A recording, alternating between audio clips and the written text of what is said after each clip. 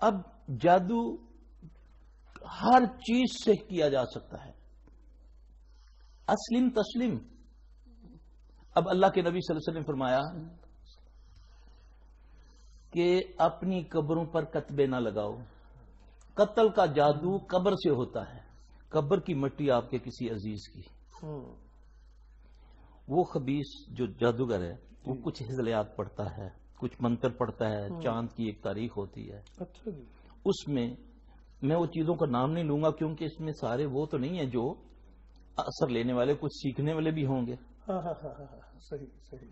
تو وہ میرے یا آپ کے کسی عزیز کی جس کے ساتھ میرا خونی تعلق ہے، رشتہ ہے، بلڈ ریلیشن ہے جہاں. ہاں جی، اس قبر کی ایک چٹکی مٹی لے گا. اچھا جی. چاند کی ایک تاریخ ہوگی.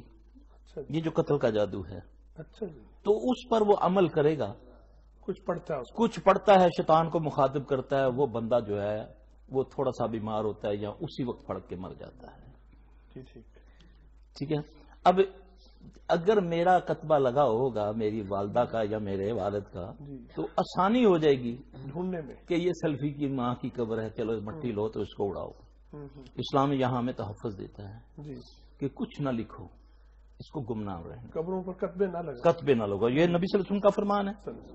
اب یہاں سے اچھا، اب آپ صلی اللہ علیہ وسلم نے اور بہت سی ایسی چیزیں بتائیں جس سے ہمیں ان سے بچنا. اب جس نے اس جادو سے بچنا ہے وہ چاند دیکھنے والی جو دعا ہے صرف وہ پڑھ لے تو اس پر ساری دنیا کے جادوگر لگے رہیں تو اس پر اثر نہیں ہوگا.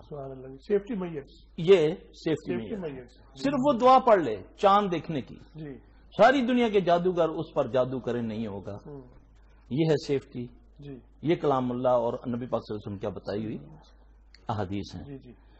اب جادو کی حقیقت کو ماننا ہی ہماری عافیت ہے. اس میں کہ ہم اس کو مانیں گے تو اس کا مقابلہ کر سکیں گے.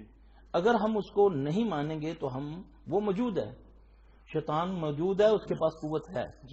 وہ اس نے قسم اٹھائی ہوئی ہے کہ اللہ مجھے تیری پروردگاری کی قسم ہے کہ میں تو اس سے بڑا ڈر لگتا ہے لیکن تیرے بندوں کو میں اپنے ساتھ دوست میں لے جاؤں. یہ یعنی اس نے وہاں سامنے کہا بھی، دھمکی بھی دی. سامنے سے آؤں گا، پیچھے سے آؤں گا، اوپر سے، نیچے سے، دائیں سے، بائیں سے میں آؤں گا، حملہ آور ہوں گا. سبحان.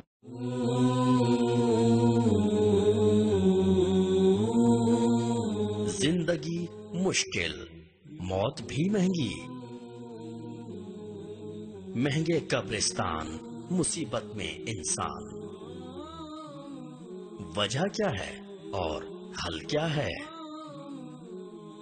سیدنا جابر رضی اللہ عنہ بیان کرتے ہیں رسول اللہ صلی اللہ علیہ وآلہ وسلم نے منع فرمایا ہے قبر پختہ بنانے سے، قبروں پر بیٹھنے سے اور قبروں پر عمارت بنانے سے، قبروں پر کوئی بھی عبارت لکھنے سے. ابو داود حدیث 3221، صحیح مسلم حدیث 970. سیدنا فضالہ بن عبید رضی اللہ عنہ کہتے ہیں میں نے رسول اللہ صلی اللہ علیہ وسلم کو اونچی قبریں برابر کر دینے کا حکم دیتے ہوئے سنا. صحیح مسلم حدیث 968.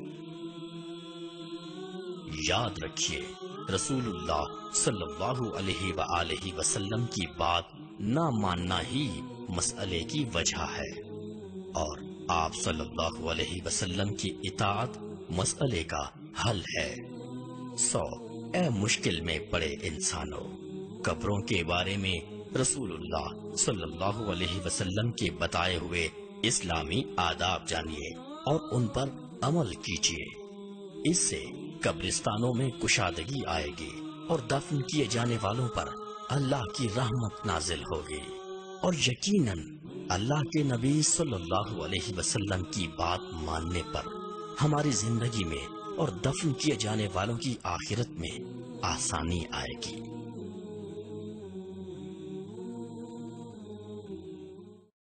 اللهم أهله علينا باليمن والإيمان والسلامة والإسلام ربي وربك الله. الله أكبر. اللهم أهله علينا بالأمن والإيمان والسلامة والإسلام والتوفيق لما تحب وترضى ربنا وربك الله. اللهم أهله علينا باليمن والإيمان والسلامة والإسلام ربي وربك الله. الله أكبر. اللهم أهله علينا بالأمن والإيمان والسلامة والإسلام والتوفيق لما تحب وترضى ربنا وربك الله.